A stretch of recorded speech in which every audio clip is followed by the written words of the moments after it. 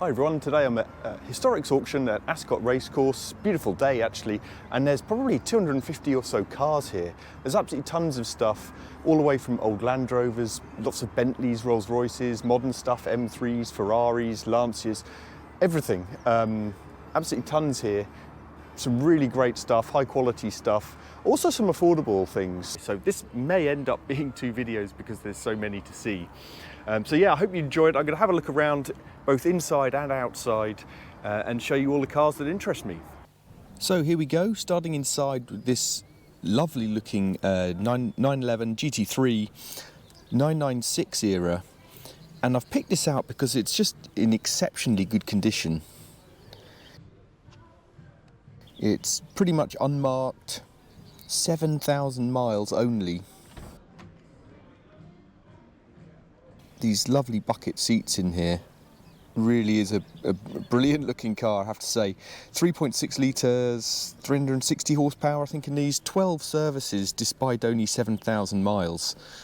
Guided at 85 to 95,000 pounds. It's a lot of money, that's for sure. Manual gearbox and low mileage, very desirable in these, but even so, it's a huge amount of money, but absolutely fantastic condition. And starting with another pretty modern car, which you probably saw behind, this Aventador. We will get on to some proper classics soon, don't worry. This is just standing out at me, although it's not that garish a colour for a Lambo. Some marks on the wheels, as you can see. So it's had a full SV conversion, custom exhaust and up to 760 horsepower. That's LP700, I guess these were, what, 6.5 litre V12, 690 bhp to start with, I think. Amazing looking cars. Not to my taste, but can still appreciate them. It's had a £10,000 service, including a new clutch, upgraded downpipes, etc. Actually not that garish inside either. It's guided at 140 to 160,000 pounds. So here we go, on to some real classics. And probably ones that aren't going to fetch the money, to be honest. This is the epitome of the car I don't think is going to fetch anywhere near what they're listed for. 1965 Bentley S3 Continental Flying Spur by Mulliner. So one of only 66 right-hand drives. A lot of these were two-door, this is a four-door. Looks beautiful. Lovely inside, full bare metal respray. It's also got some modern upgrades, dash lights, etc. 77,000 miles on it. And the wooden dash, it all looks absolutely wonderful condition. But these are the kind of cars that just are not fetching the money. Important seats are back here, of course. Yeah, really beautiful car. It's guided at 140 to 180,000 pounds. I'd be very surprised if it makes that. These were making huge money not that long ago, but the market just seems to have, the bottom just seems to have dropped out of it, to be honest. And moving on to something which seems fairly cheap by comparison, this 1956 Silver Cloud 1. It's been previously restored, history back to 1972. So these were only a 155 horsepower 6-cylinder engine on carbs. The interior is absolutely pristine. I mean, fantastic condition. Sorry it's so dark inside a lot of these cars. The lighting's not great here. So yeah, this seems kind of cheap by comparison at 38 to 44,000 pounds. Yeah, I mean, the interior is just fantastic. And here's something even older, 1937 Rolls-Royce 2530. And this is just a different kind of car altogether, isn't it? Lovely to see. So on to a couple of TR6s here. Going to concentrate on this one here, which is a 1974 It's guided slightly cheaper, 15 to 18 compared with the other one I just walked past, 17 to 23. This one isn't perfect, as you can see. It's got some tiny bit of rust coming through.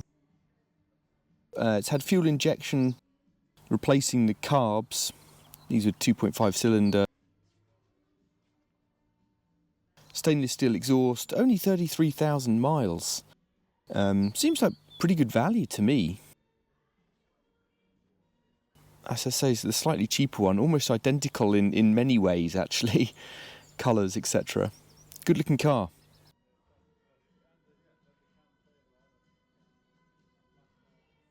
It's a Morgan 4.4, so don't actually see a huge number of these in auction, I have to say. I think these are the lowest powered, smallest engine of the Morgan, 1600. It's been repainted, looks in great condition.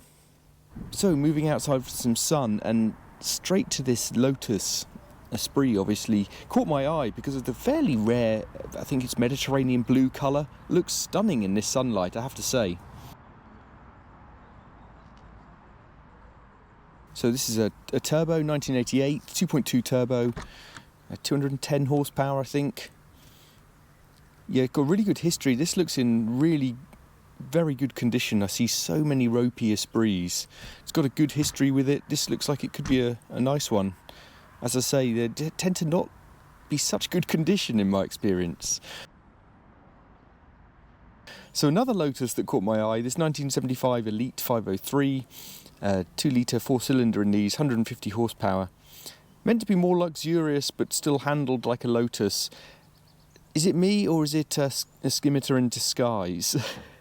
Don't hate me for saying that. Maybe it's more Lamborghini Espada. This one's not in such great condition. Interior's seen better days, I think. Could be rectified, obviously. So inside again for this pretty rare, actually, 1961 E-Type flat 4.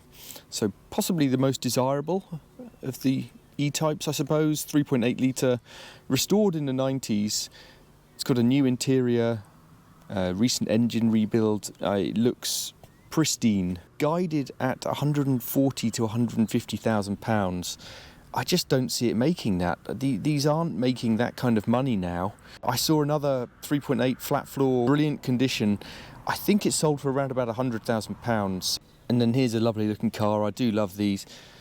1981 Mercedes, it's an SLC, so the pillarless coupe they did, 380. This was a V8 in here. Was this the smallest of the V8s they did?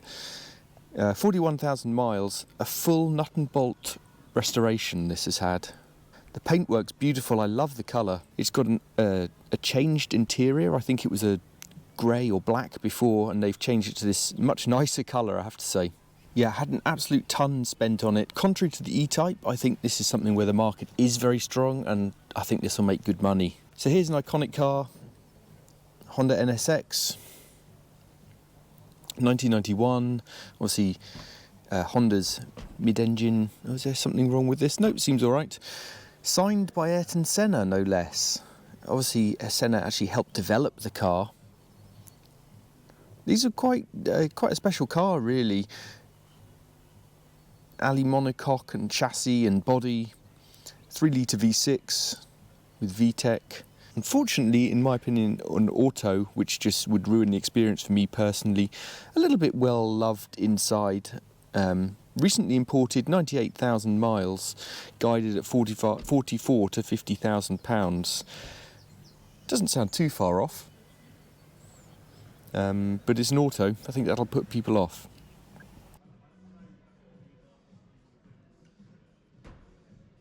So here's a Series 3 Jag XJ6, 4.2, only 33,000 miles. It's no reserve, so it could be a good buy. Is this peak Jaguar design? Series 3, some very minor rust starting to peep through on the arches, but nothing really significant for a 1983 Jag. Pininfarina, of course, helped design the Series 3. To be honest, there weren't a lot of changes over the Series 2, but yeah, a good-looking Jag. Interior is pretty good as well. And so here is an incredible car, Ferrari 356 GTB, 1972, fenced off so paupers like me can't get too close to it. What a colour, what an interior with that tan, really rare Ferrari colour this, I think. Kind of nicknamed the Daytona, obviously, after the late 60s Ferrari successes. One of only 149 right-hand drives. A 4.4 V12, 350 horsepower, amazing condition, amazing history, and guided at 550,000 to 625,000 pounds. So something a bit more affordable, Triumph TR4A, 1966, I think this is an IRS, independent rear suspension, with these 2.1 litre, 4-cylinder, 100 horsepower-ish. It's been restored, it's not perfect, but it's looking pretty nice. Chrome work would polish up a decent history.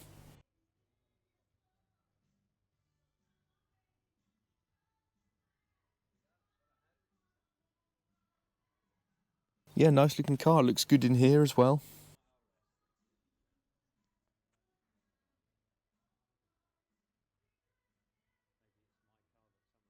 And so we saw what I thought was the best Porsche. I'm afraid to say I think this one is the worst, just condition-wise.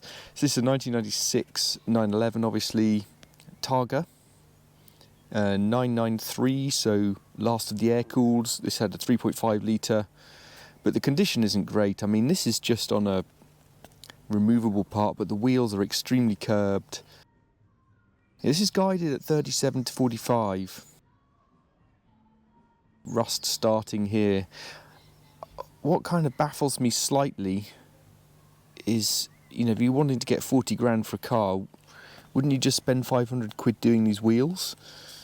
And perhaps it's got a better chance of selling. I don't know, maybe that's just me. But yeah, I'm afraid to say this isn't a great condition Porsche, and I say that because so many are in such good condition. Tiptronic, perhaps not ideal. This era of Porsche gearbox isn't renowned as being the best. It's only 44,000 miles though, so very low mileage, and looks a bit better inside. Here's another car I think will do really well in today's market. E30 3 Series BMWs are just selling no matter what they are, even if they're special or not. So this is a 320, so this is the 2 litre straight 6, convertible, only 58,000 miles, looks in really, really nice condition. I love the interior. I mean, I'd have this car, but this will sell for way more than I'd be prepared to pay for something like this. Lovely, don't get me wrong, but yeah, this is a kind of car that just seems to be increasing at the moment in value. Perhaps one of the few. And then just showing this Beetle. I don't know much about Beetles, but this is obviously a Cabriolet, 1973. It looks wonderful. 53,000 miles, guided at 13 to 16. Here's a bucket list car for me, Mercedes SL65. Yeah, this is a AMG bored out 6 litre version of the M275 engine, 600 horsepower. What did they run? 735 pound-foot of torque, I think it was. Just an absolutely ridiculous car, really, which is why I love them, of course. 43,000 miles only with a good service history. Absolute money pit, of course, these. Guided at 53 to 63,000, which seems realistic, but I haven't seen one of these actually sell for a long time. Porsche 944, this is no reserve. It's in well-loved condition, you know, just a bit tatty, bit of rust, a few dents. But you can't complain, can you, if it's no reserve? 1992, obviously a Cabriolet, 105,000 miles and 12 stamps.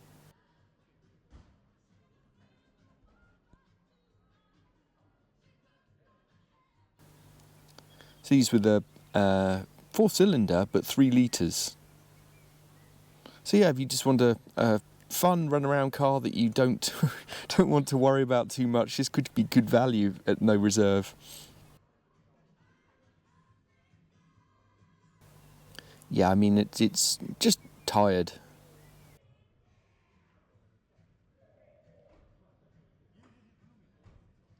I don't mind seeing these cars as long as they're either sensibly priced or just no reserve. Lovely looking E-Type here. This is a Series 3 Roadster V12, so the 5.3. Loads of history.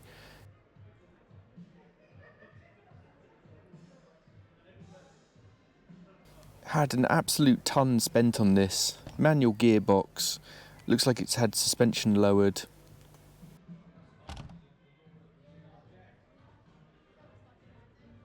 Yeah, really nice car.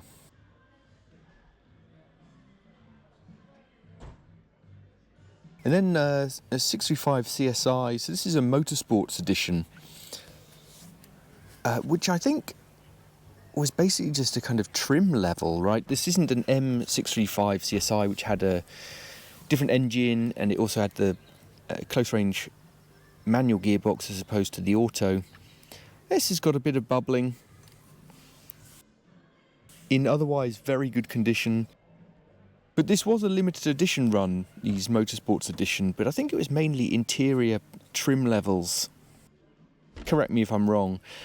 And very low miles at 49,000, but still seems a very high reserve at 37 to 44,000. I'm not sure it's special enough to command that money, even with this low miles, but we'll see. Yeah, really, really nice condition. It has got that bubbling through, though, in various places. Interesting little car here. So this is a Le Mans recreation of a Spitfire. This is running a 1300cc engine, twin Webers, 89,000 miles. Cool little car. And 190 SL, Mercedes, obviously. This was a barn find and then fully restored during a 15-year restoration. So obviously these were 1.9 four-cylinder. Yeah, just crazy. Guided at 95 to 105,000 pounds. Here's a Jaguar XK140, 1956, obviously a Roadster. This is recently imported from the US, so left-hand drive. It's had loads of restoration work to it. It's got a full new interior, I think, which does look really, really nice. Guided at 45 to 55,000. This is another very old car. Another car I don't know much about, I have to say. 1940 Triumph Dolomite Roadster. 1800cc. Just incredible condition looking over it. And this is guided at 40 to 50,000 pounds. I didn't expect it to be quite so expensive, I had to say. Look at these awesome occasional seats. Definitely need those in modern cars. Yeah, what a car. Ferrari Californias just don't seem to get any more popular. They're remarkable value, I think. 2009, this, only 16,000 miles. This was before the California T, so the turbo engine. So this is the naturally aspirated 4.3 V8, 450 horsepower. These were the 2+2 Tourer, of course. Pretty cheap way into a Ferrari nowadays. You know, this is guided at 49 to 59,000 pounds. Okay, they may not be that desirable, but I think it's a huge amount of car for your money when you consider this is only 16,000 mile Ferrari.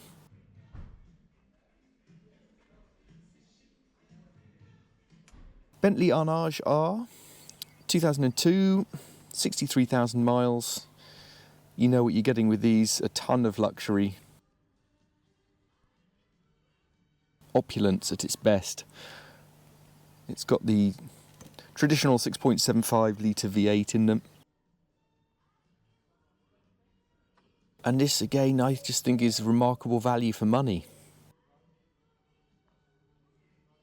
Onto this XK120. This is 1953. Absolutely beautiful looking. It's been restored, but with some updated, kind of modernised systems, so disc brakes, ignition system, 5-speed gearbox. It's another left-hand drive. Not sure if that'll affect value much. 3.4 inline 6 on carbs. Again, just another wonderful looking car. So BMW, again, this is an interesting one. 525, so this was, what was this, 2.7 litre inline six engine, 58,000 miles, so pretty low for its age. What I call relatively bog standard, normal type car. Don't mean that rudely, it's just it's not a kind of special edition or anything. Bentley T2, 1977, 157,000 miles. It's had a ton spent on it about a decade ago, but not really done any miles since. Effectively the same as the Rolls-Royce Silver Shadow, of course.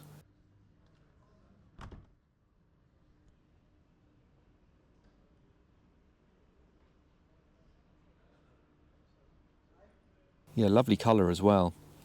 And then, very contrasting, next to this Aston Martin V12 Vantage, 2009, awesome looking car,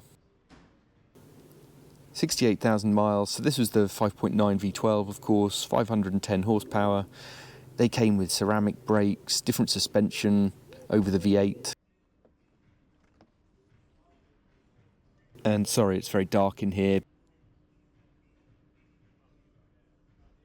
Manual gearbox, importantly, of course. These bucket seats were a 12 grand option. Amazing. It's had a new engine and clutch at about 30,000 miles. But really muscular looking, that stance. The wheel arches are huge on this and the bonnet vents. Lovely looking car. I'd definitely have one of these. Maserati 3200 GT, so these are the twin turbo, small V8, 3.2 V8. It's had the gearbox reconditioned, can be a real issue on these, and also lots of other work done actually, cam belt and subframe attended to, thousands spent on it recently. It's got the boomerang headlights at the rear, which are desirable. They were phased out, I think, due to some kind of safety regulations that changed the design. No reserve, so it could be a bargain. Onto this 1990 Virage Coupe. 5.3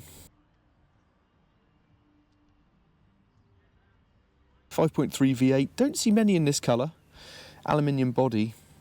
Yeah, condition looks okay. It's a left-hand drive again.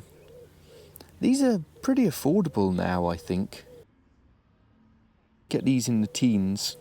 The condition is, as I say, okay. I think it's a little bit worn around the edges.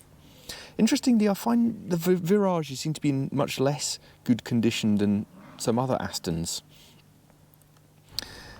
Lotus Esprit, another turbo, a 1988, sorry, 97,000 miles. And another one that actually looks in pretty good condition, I have to say. After seeing some really, really sad looking Esprits over the years, this is a nice change. And here is an interesting car because this has been owned for 50 years, Rolls-Royce Silver Shadow 1, 1975, so its entire life in one family. The paintworks obviously needs attention. It's been very well serviced up to about 88,000 miles in 2000. It's not done much more since then, but has had about 7,000 spent on it a few years ago. This could be a bargain, you know. Yes, it needs a respray in some areas. Look at this lovely tan interior though. Another nice Aston here, Vanquish S. So 2+2 of course. Only 40,000 miles with 17 stamps. So the S went up to 520 horsepower, I believe, over the non-S previous version of 460. Yeah, really nice looking car. Such low miles, very well cared for that. And then another Bentley. And a Ford P1000 pickup. But we've come to see this Alfa Romeo because I'm running out of time. 1600 GT Junior. But this one's been upgraded to a 2-litre engine. It's only 46,000 miles. Fully retrimmed in here in 2022. I think this will fetch decent money. This kind of era Alfa seems very popular at the moment.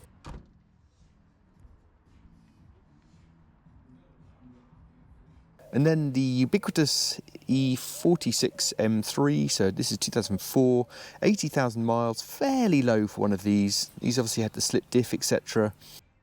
This looks in very nice condition.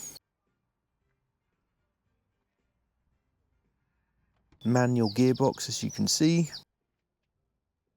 So this has got larger brakes. AP Racing by the looks of it. It's been polybushed, anti-roll bars added for track use, obviously, so it's been tracked presumably. Rear subframes replaced. So interesting to see whether that will affect price and make it go up or down.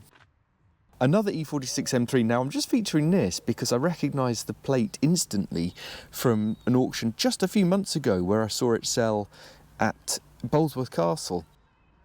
So I remember this was really well cared for. I remember commenting in my video on it actually how good an example it was. It still looks excellent, 16 stamps. I wonder why it's come up so quickly again. So don't hate me for including these. This is 1962 VW's camper split screen, fully restored in 2016, repainted, gearbox and engine rebuilt. These splitties fetch quite a good price nowadays, so interesting to see. I haven't seen one at an auction, I don't think, or not for a very long time anyway. So interested to see if these prices are still holding up.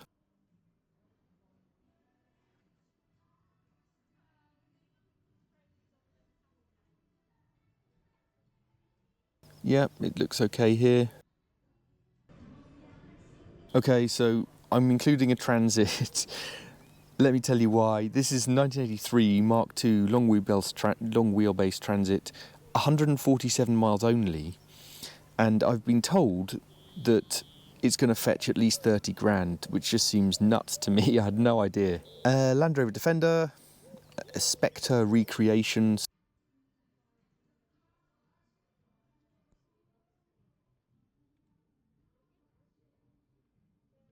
To me, seems ridiculously priced at 48 to 60,000 pounds. I mean, yeah, just I can't see it selling for anywhere near that. Just my humble opinion.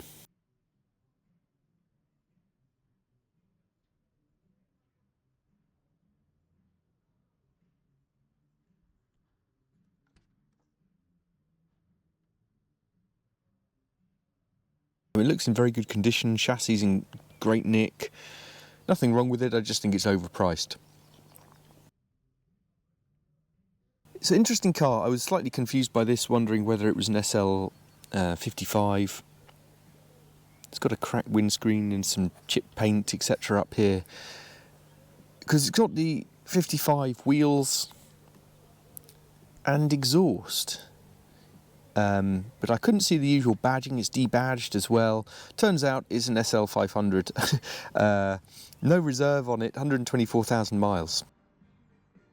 And then these W140 era Mercedes are just enormous and so boxy. This is in good company over here.